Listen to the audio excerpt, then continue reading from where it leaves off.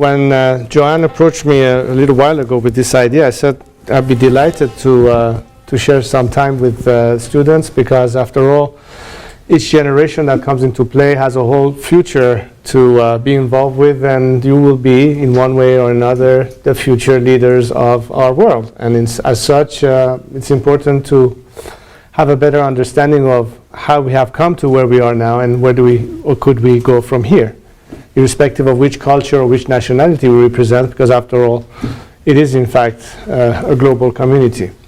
And I think that the more we go in time, the more borders become more transparent, and the issue becomes more collective than only limited to a very narrow interpretation from a specifically domestic viewpoint.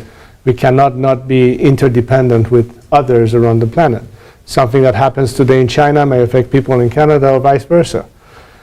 Anyway, with this in mind, and before I start, and I know it will be perhaps easier both for you and me to do more of a Q&A type exchange today, but at least to give some bearing as to what Iran as a subject could be.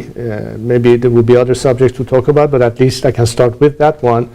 Let me give you a very brief and very sort of schematic idea of what transpired in the past century, more or less. At the beginning of the 20th century, one major upheaval took shape in Iran. We refer to it as the constitutional revolution.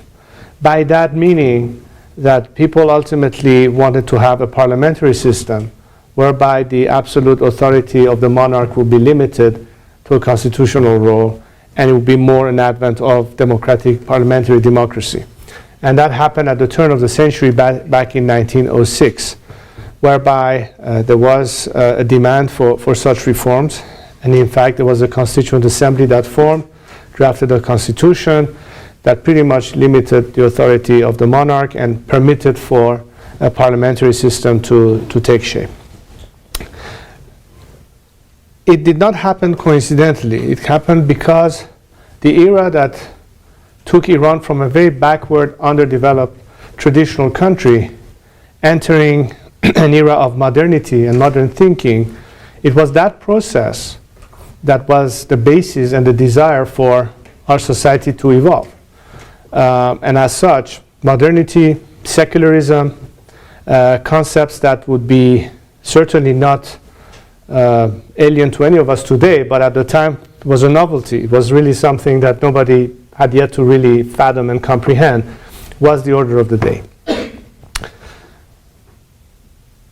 Clearly, when you talk about modernity and we talk about human rights and we talk about equality, for instance, equality of the sexes and things of that nature, usually there are some groups in that society that will be prone to show resistance towards that.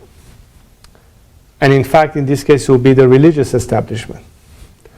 And from the very get-go, as Iran was entering its modern era of changes and new laws and right for women to vote and equality and so on and so forth, there was a great degree of resistance demonstrated by elements within the religious establishment.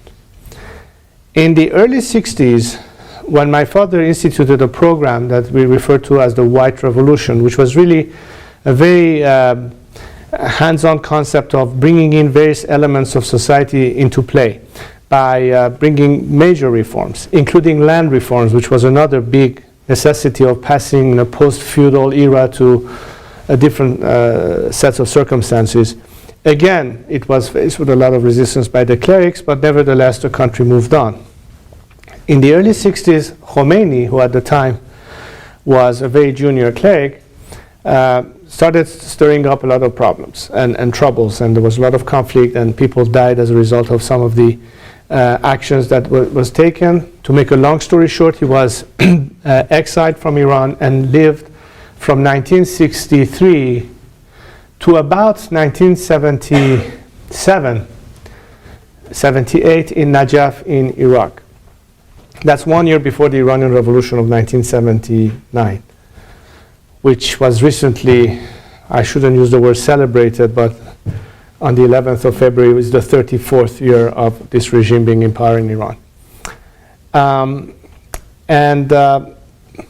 While the conflict between modernity and the regression, which was a little bit the mindset of the religious elements in Iran, was always at odds, what made a capital difference was that it was no longer just an issue of religion, but political ideology of religion.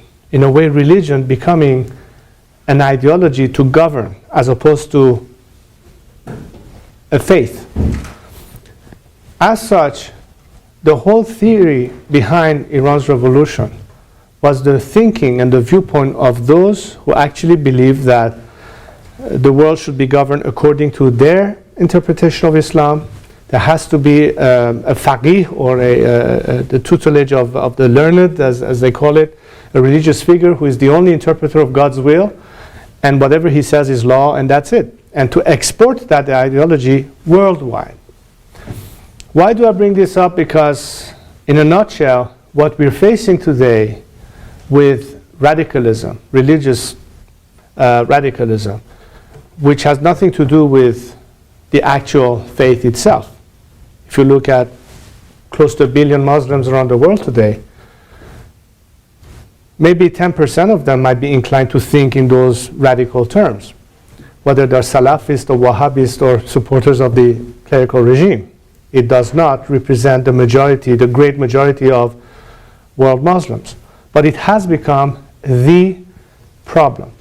And here I would like to draw your attention to why is it that until now, whatever policy has been emanating from the free world has not worked vis-a-vis this particular problem. It's because I think there's a basic flaw in your expectation of rationality from the other side. Let me put it this way.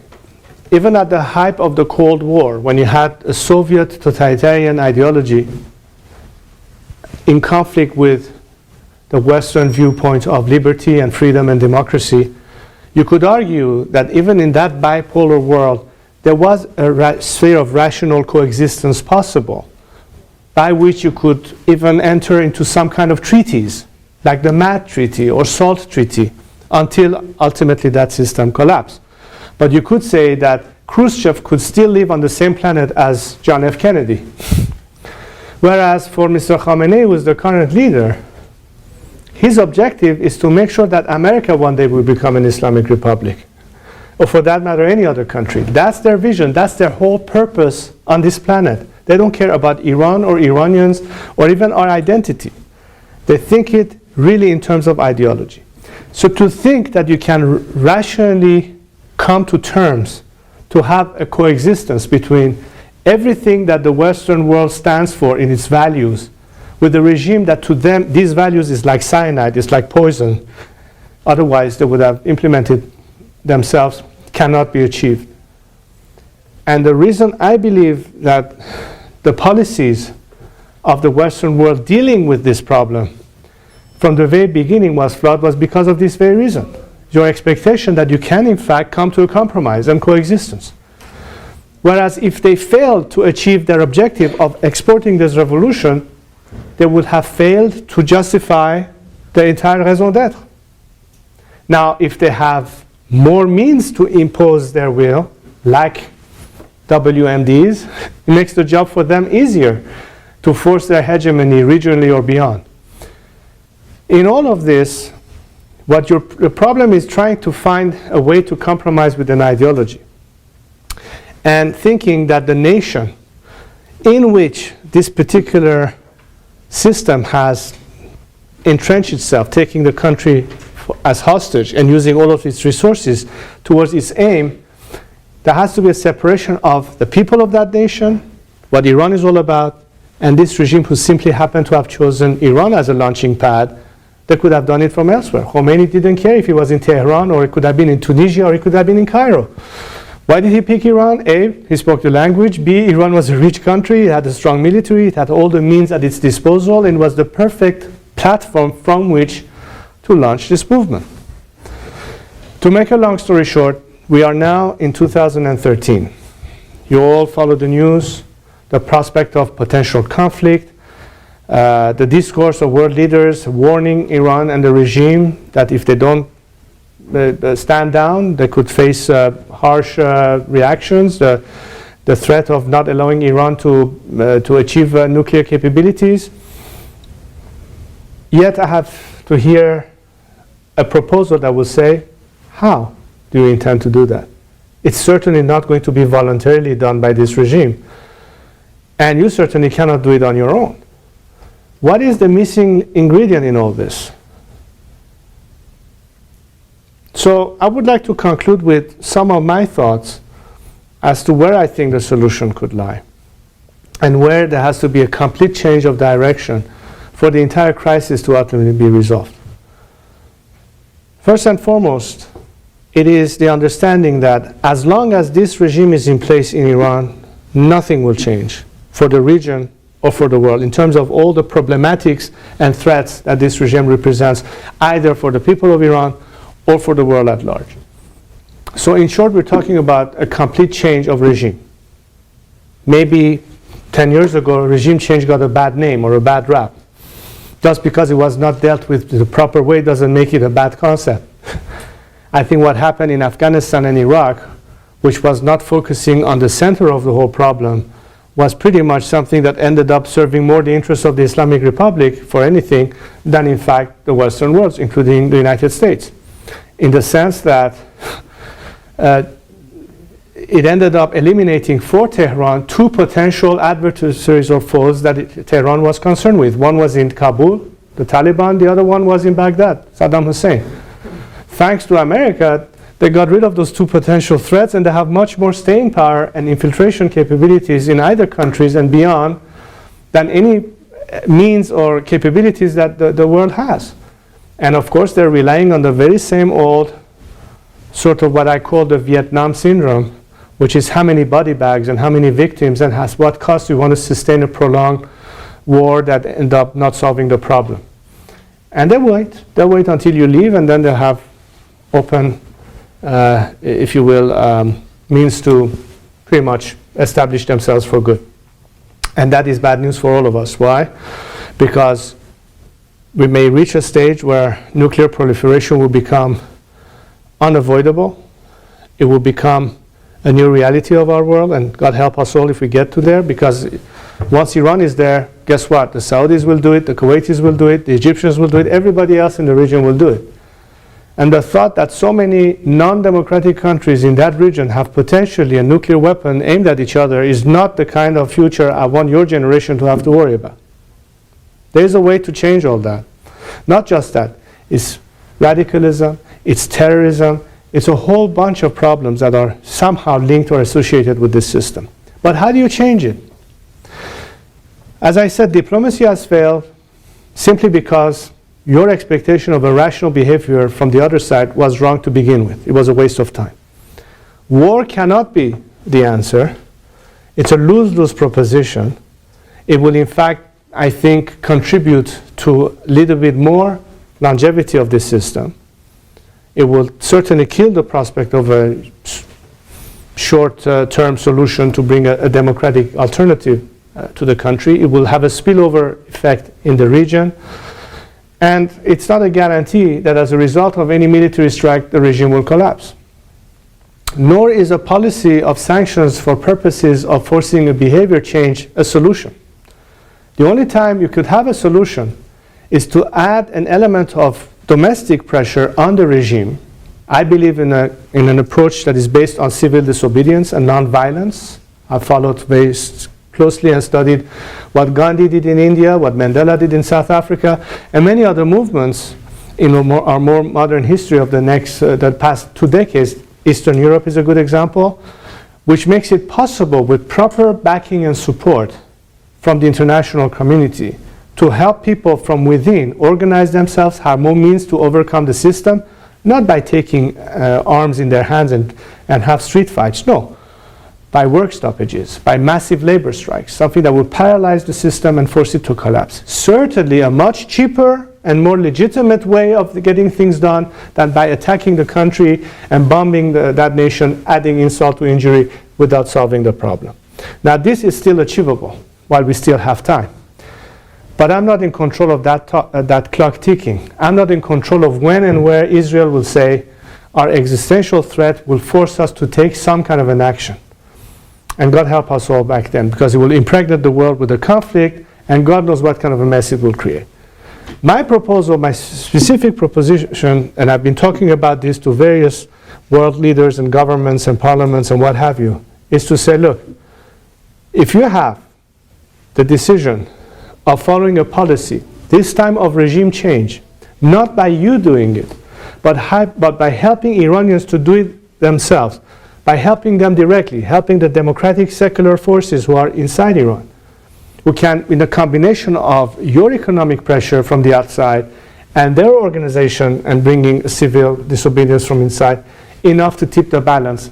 A collapse of the regime, it will be a controlled implosion. It won't be anarchy, so you don't know what will come out at the other end. You have the forces of civil society that will be part of the process and the solution. You are already strengthening them, so it's not a complete void. So if you take somebody like Mubarak down in Egypt, you don't know what is going to fill the void, and guess what's going to fill the void? The only groups that were organized underground all these years. And you can work in it as of now. If you don't want to have a question mark that in a post-Arab Spring, what could happen in all of these countries? And that has to be worked as of now, while there's still time. There's enough of a critical mass potentially existing in Iran. There's also a final thought that I think is important to also consider, because it's not change for the sake of change. The objective has to be very clear. And yes, I believe that even for a society that is living under an extremely repressive and brutal system, they can ultimately overcome it, provided that three key ingredients exist for people to actually move. Number one, the alternative should be very clear. It's not like in 1979 where people say, well, let's get rid of the Shah's regime, then we'll see what happens. Well, guess what? You end up with something that you never thought could happen, and yet it did, because nobody knew what the alternative was going to be. Oddly enough, the intellectuals who were the real cause for that revolution had no clue what Khomeini was really all about. We don't want to have the same thing happen again. Let's get rid of the regime, then see what happens. Not this time. The proposition has to be very clear. In general terms, what I propose is we're talking about a secular parliamentary democracy. I emphasize the word secular, which means a clear separation of powers of state and religion, which is a prerequisite to democracy. That has been proven, whether from Japan all the way to the United States. It is one of the key ingredients here. And being secular doesn't mean that you're anti-religious. Let me do that very clear. We don't have any problem with religion. Our problem is with religious governance. That is where you have the beginning of favoritism or everything that will segregate society. And anyway, it's the proof is in the pudding, as we say. The leadership has to be there too. People are willing to fight the fight, but if there's not clear direction, you cannot orchestrate such a massive movement on a national scale without having some degree of orchestration or cooperation. So leadership is key. And the third ingredient for society to ultimately move is to feel that they're not alone in this, that there's actual support from the free world. That's also very, very important in a scenario of nonviolent civil disobedience. In fact, none of the movements of civil disobedience in any of these countries for the past century have been successful had it not been for some degree of tacit international support for this or that movement. And as such, I think the potential certainly exists in this scenario that could concern my country.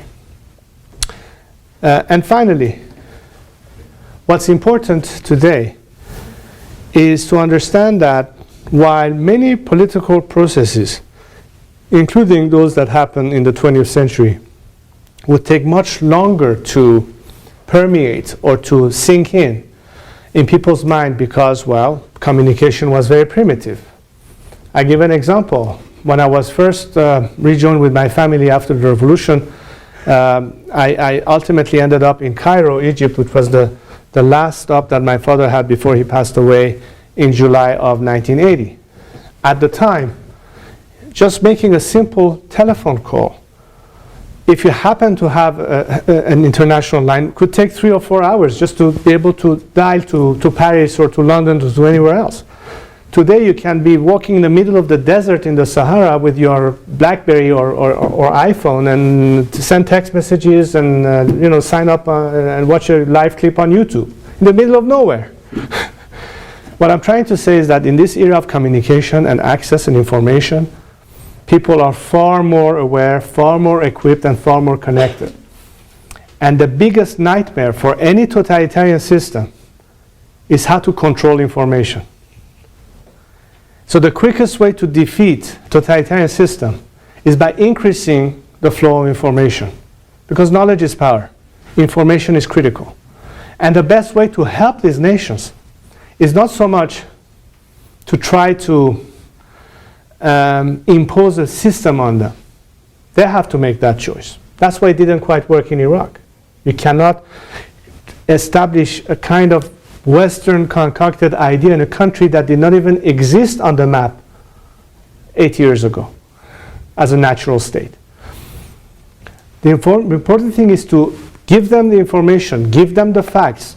Give them the facts in terms of news, give them the facts in terms of philosophies, conducts, what have you. Let them learn from that and say there is a better choice than having to put up with this or that dictator or this or that ideology. And I think these are the tools that you will be facing much more than my generation did, and certainly much more than my father's generation had to deal with. At your fingertip, you can talk to anybody you want, anytime, anywhere in the world. That's a very powerful tool. And I think that most of the thinking goes along with the needs of the 21st century. I say to myself, if the 20th century was an era where government will deal with government over people's head, the 21st century is a relationship of people with people. And government are supposed to follow what people want, as opposed to people following what the government tells them to do. And that's the power that you, citizens of this world in your own respective societies and countries, really have. And that's the true power that has yet to be utilized. Because common sense, just common sense dictates that no matter which culture you come from, no matter which religion you have or don't have, no matter which orientation you have politically or otherwise, as human beings, at the end of the day, we want at least 3 most obvious things among others. Dignity and respect, opportunity that brings us a hope that we can achieve something, and justice. I don't care if you're Brazilian or Taiwanese, it's the same, isn't it? Really doesn't matter. We all want the same. And guess what? We can help each other without the need of in-betweens that have to regulate everything for us. The more we go in time, the more that desire can become the common aspect. We have so much more in common than we have differences. And that's the beauty of this whole image. Now, how do we sustain it? How do we maintain it? It's by increasing communication. So I really believe that people's power is not a slogan. It can be achieved if the tools are out there. Because we cannot anymore govern a world with any imperialistic designs, whether it's Western or Eastern or Northern or Southern. It doesn't work anymore. You cannot impose a will or an interest on any nation or any population anymore. It simply doesn't work. On the other hand, you create the incentive for cooperation. You create an incentive that people look after each other's interest. Let's take the Middle East as an example. Imagine this future where instead of each country, Iran, Syria, Egypt, Saudi Arabia, and many others, I'm talking about the immediate region now, have to have God knows how many billions of money allocated to defense or military or what have you, rather than being spent on welfare or social issues. Something that could be achieved by drastically reducing the annual budget of these countries by having a regional pact of security and defense. Israel included, by the way. Imagine if there are enough Iranians that have invested money in Egypt, or Egyptians in Iraq, or Iraqis in Kuwait, or Kuwaitis in and so on and so forth. When people have to watch after each other's interests, does it really matter what the top echelon of the government thinks? Because they will be the first one wanting to preserve stability. Hey, I have a business there, I have a house there, I have a piece of land over there. I don't want to be in conflict with this country over what? You see what I'm getting at? And that can be achieved. This is the world we're going to face. But if we don't take an initiative, and that's my last comment, I promise, and then we can go do some Q&A. The biggest problem we've had in the 20th century is what I call the syndrome of silent majority. Silent majority are people who just go with the flow and often don't take a position. For this to succeed, people have to become far more proactive. In other words, you cannot just passively follow what happens. You can't just tune to CNN or, I don't know, Fox News or whatever and say, okay, somebody got killed today, there's a bomb that blew off over there, and okay, and then let's go have our dinner and watch TV or do something else. What I'm saying is that we cannot just know, because if we know and don't take any proactive action, it still won't be enough. We have to be far more proactive. And so what I'm hoping and what I'm trying to encourage today, young Iranians, people your age, and you as well, if I may be so bold, is to be very much proactive. Don't expect anyone to hear you. Make yourself heard at all times. You have to be aggressive in that approach, because the minute you stop taking a proactive stance, they will rather not listen to you, those who want to cling on to authority or power. That's the oldest trick in the book. And in that sense, vigilance and proactiveness will solve many, many different issues, I think. It will make us more aware of each other's thinking, for one thing. And the more we think alike, the more there's gravity, the more there is, I don't know, some kind of a centrifugal force that makes it the issue of the planet, the issue of society today around the world. Pick your subject. Could be against global warming. It could be against whatever. It's a matter of more and more people wanting, demanding it, observing it, educating themselves, caring about it enough to say, if we want it, we can achieve it. And far too often haven't we seen in history that there's been deviation. The moment people say, oh, well, that's taken care of, let me worry about my own thing. Guess what's going to happen? So this is the spirit that I hope we can have for our future. I'm trying to be my little part of it as it refers to my country. But I'll be the first one to admit to you that we certainly can't do it alone. And we certainly can do it much easier if we know we have people who will be watching after us, the same way we would like to be able to help those who one day might be in need and be in that position. From now on, let's talk about whatever you like to talk. If you have questions or if you have comments or ideas, by all means, I'm here for this. Thank you so much.